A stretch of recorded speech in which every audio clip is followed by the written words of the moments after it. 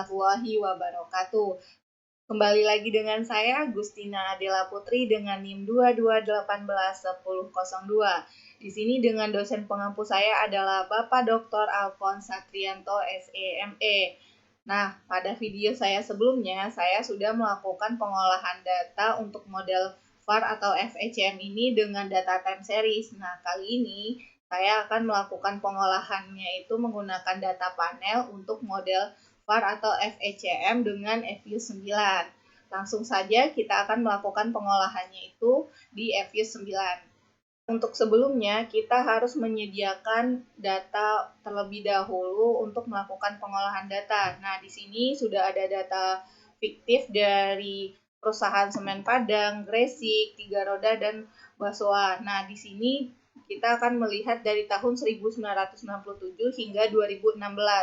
Nah, untuk variabelnya itu ada investasi, harga saham, dan nilai aktual kapital. Nah,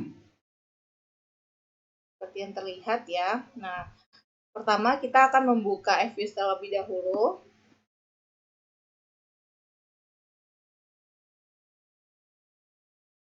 Nah, kita bisa langsung create a new FVIS for file. Nah, karena kita menggunakan data panel, kita mengubahnya menjadi balance panel.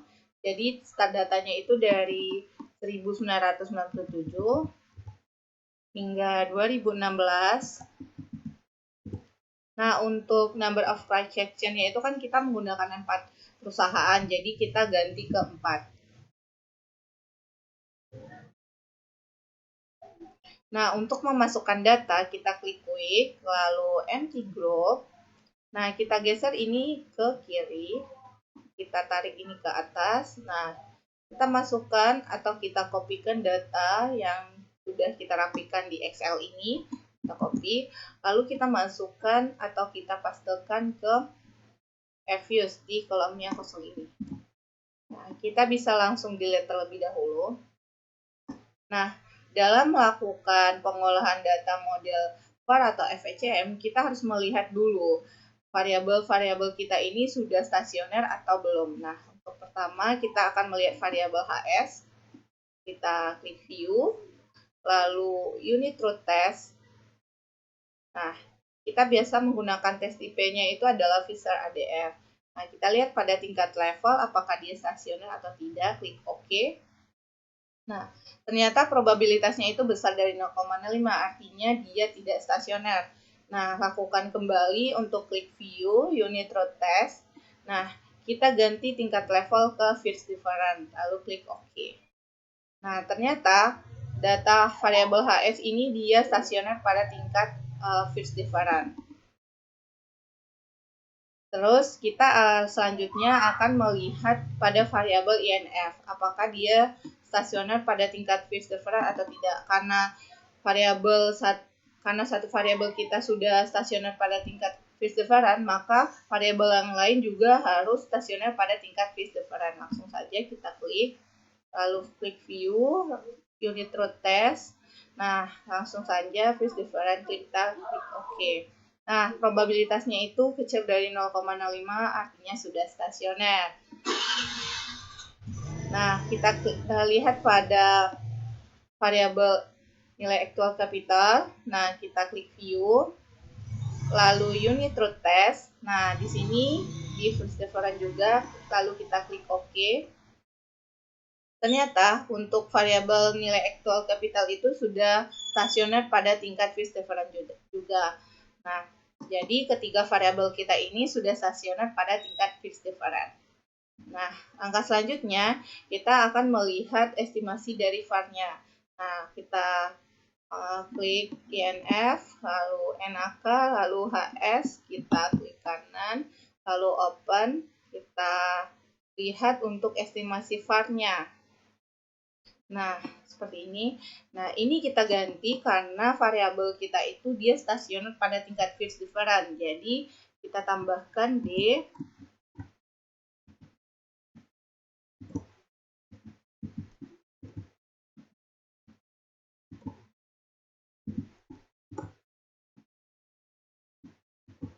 Lalu kita klik OK.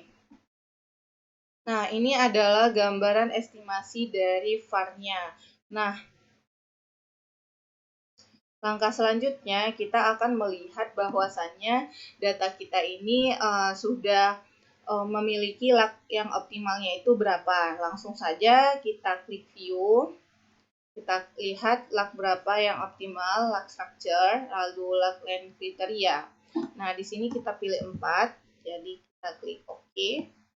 Nah, inilah hasil untuk melihat lag optimalnya. Jadi, kita akan berfokus pada nilai AIC yang paling rendah dan atau kita dapat melihat bintang yang paling banyak. Nah, di sini nilai AIC yang paling terendah itu ada di 30,96. Nah, untuk yang bintang paling banyak juga berada pada lag 3. Jadi, lag optimal yang paling tepat itu adalah di lag 3. Nah, selanjutnya kita coba untuk estimasinya kita ganti ke lagnya itu 3. Kita klik OK. Nah, ini adalah hasil estimasi dari VAR-nya. Nah, selanjutnya kita akan melihat apakah data kita ini sudah stabil atau belum. Kita klik view, lalu lag structure. Nah, kita ingin melihat dia itu stabil pada tabel dulu. Nah, di sini untuk melihat dia sudah stabil atau belum, jadi modulusnya itu harus kecil dari 1. Nah, di sini untuk modulusnya itu sudah kecil dari 1, artinya data kita sudah stabil. Nah, kita lihat pada grafik juga. Nah, kita klik view, lag structure, kita pilih root graph. Nah, apabila titik-titik ini tidak keluar dari garis atau tidak keluar dari lingkaran ini, maka dia dapat dikatakan stabil. Nah, untuk langkah selanjutnya kita akan melihat bahwa data kita ini dia untuk kausalitasnya. Nah, dalam melihat kausalitas suatu variabel kita itu, kita akan melihat di sini hubungan antar variabelnya, hubungan dua arah antar variabel itu. Nah, dengan cara kita blok, ini sudah terblok, kita klik kanan, lalu kita asgroup saja. Nah, untuk melihat kausalitasnya kita klik view, lalu kita ke Granger Causality. Nah, karena kita menggunakan tadi itu lagnya itu 3, kita ganti ke 3, lalu klik OK. Nah, di sini untuk fokus kita pada nilai probabilitasnya itu yang kecil dari 0,05. Artinya kalau dia kecil dari 0,05, dia itu ada hubungan kausalitasnya. Nah, di sini terlihat bahwa probabilitasnya ada yang dari kecil dari 0,05 yaitu 0,0019 dan 0,0033. Nah, langkah selanjutnya kita akan melihat bahwasannya data kita ini sudah terkointegrasi atau belum.